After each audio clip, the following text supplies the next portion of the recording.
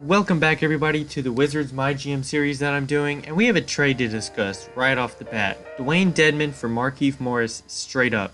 Now I understand it might seem like a loss of value, but I think that Markieff Morris is replaceable. He's a 77 overall power forward, and those are a dime a dozen. And Dwayne Dedmon's versatility at the 4 and the 5 spot are just too good to pass up in this case. He can play in the paint or on the perimeter, and that's nothing that our big men right now can currently do. So we're going to see if the Hawks like this trade, and the Hawks agree to this trade. Right after this trade, we get a call from Satoransky, and he wants to talk about an extension. He's been good for us so far, but he wants too much money at 2 years, $11 million. So we're going to talk him down to around 1 year, $5 million, because we have a cap problem already. And we need to make sure that we don't commit too much salary right now, but I do want to keep Satoransky, so that's why we offer this deal, and he accepts it. So we hop straight into the game against Brooklyn, and there is nothing good to say about this game. Both teams shot in the 30s in terms of percentage, and it was awful to watch. It wasn't even really the defense that was making this happen.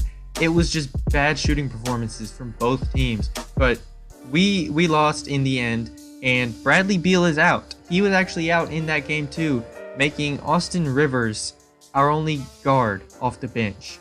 So we bring up Troy Brown Jr. so he can come and help us play against the Knicks. And there's a lot better things to say about this game because, well, I mean, teams, we just weren't abysmal. Neither team was abysmal, but you'll have to see who wins at the end. We need to get this win because I think we're like 9-14 on the season, which is not okay. We've got John Wall and Bradley Beal and Otto Porter for that matter, and that just doesn't make any sense how we're 9-15. We've lost to teams that we don't have any business losing to, like the Mavericks. Now, yes, they have Luka Doncic and DeAndre Jordan, but are they really better than us? I mean, who do they have other than that? Harrison Barnes, Wesley Matthews? I mean, we shouldn't be losing games to them. And we're underperforming by a lot right now, which is one of the reasons I traded for Dwayne Dedmon.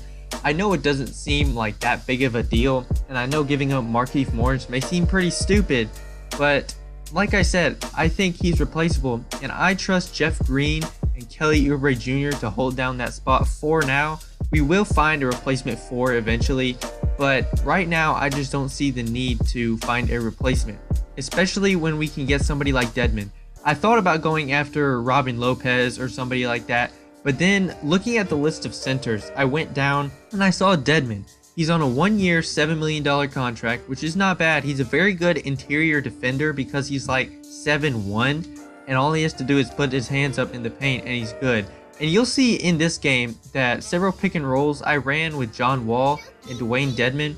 Dedmon would be open for 3 out on the perimeter. Now, sometimes I'd do a pick and roll with like Dwight Howard, and he's open on the 3, but he won't be able to shoot because it's Dwight Howard. So I think getting a big man that can shoot also is a tremendous help, especially when Bradley Beal is out. We need all the help in shooting that we can get. Now, this game against the Knicks, as you can see here, we're up 64-50 in the third quarter, and really some of this is just my bad defense on 2K, and some of it is just some crazy stuff from the AI. That was not crazy. That turnover was completely my fault for passing it into double coverage like that. But sometimes the offensive rebounds would be insane. Now, I'll admit that shot with Jeff Green, that pull-up 3 was a really dumb idea. Jeff Green has like a C- 3-pointer, I think. But honestly, we're actually a pretty good defensive team when you look at the players. John Wall is a good defender. Bradley Beal's a good defender. Austin Rivers is a pretty decent defender. Dwayne Dedmon is a very good defender inside, and he can step out to the perimeter when he needs to, which against centers most of the time, he won't really need to unless we're facing like Cat or Embiid or something like that. But sometimes maybe we can match him up on the forwards, like maybe Paul Millsap or somebody like that, because having a big that can only stay inside the paint, especially at the 4 spot these days, is just not good for A, spacing, and be your defense on the perimeter. I really would like to build it to where well, I'm a big fan of the 3 and D team. I like the Rockets a lot, where you've got guys like, you've got your stars who can do whatever, like James Harden and Chris Paul. And yes, they can shoot threes. They're good at threes. John Wall isn't great at threes. Bradley Beal is, Otto Porter is, and whoever at the 4 spot, we're going to need to find a big who can shoot threes. But I think that we just need to have 4 shooters around a center who's a rim runner, like Clint Capella. Now, I understand that Dewayne Dedmon is not really a rim runner. He's not very good in the paint other than defense. But honestly, if you can have 5 shooters on the floor and somebody who can at least defend inside, I mean, why not do that? And we still have Dwight Howard. It's not like we have no inside presence. He can post up some inside, although I don't really like post-ups that much. If I'm going to drive, it's going to be with my guard on the pick and roll. But I think this was overall a good move for us, and we really need to find more shooters who are good defenders as well. I don't really want people like, let me think of a name, Bielitsa, I think. He plays for the Kings right now. He backed out for a deal with the Sixers, which doesn't make any sense to me. I think he should have gone to the Sixers, but, beyond that, like Ersan Ilyasova, that's a good example. He's a mediocre defender, but he's a good 3-point shooter, so I think that makes up for it. Now, a bad example would be Marco Bellinelli, who's a good 3-point shooter, but he's just not good on defense. And so when you need some 3-point shooting in, like the Spurs, for example, they don't have any 3-point shooting. They have DeMar DeRozan and LaMarcus Aldridge, some of the guys who like to take a ton of mid-range shots or post up, and that is, man, that's gonna be rough. And they have DeJounte Murray out. It's just, we don't need to be built like that.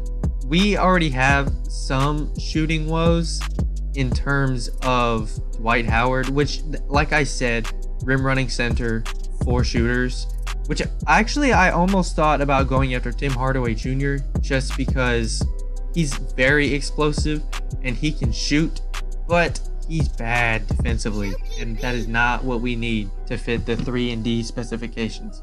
As you can see here, the game is ending 96-83, and this was just a blowout through and through. Throughout the entire game, well, except for the first quarter, it wasn't a blowout, but John Wall finally uncorked. 26 points, 5 rebounds, 8 assists. Kelly Oubre Jr. with 18 points. Jeff Green with 12 points. Dewayne Dedmon, 11, 11, and 3 with 1 steal and 4 blocks. Now, unfortunately, we're the second worst team in the East. We only have 2 more wins than the Cavs, and we are way better than the Cavs. I think this might just be 2K's simulator screwing us over, but I like our team, and I think we should be doing a lot better than that. Like I said, Bradley Beal's out for 1 to 2 weeks with broken ribs, but if we can find a replacement for, that can shoot and stop losing to these teams that we have no business losing to, I think that we can probably make a playoff push. Hopefully we can do that at this point. If not, we still have our first round pick. Either way, I think that we will be fine, and we are on our way to improving this team.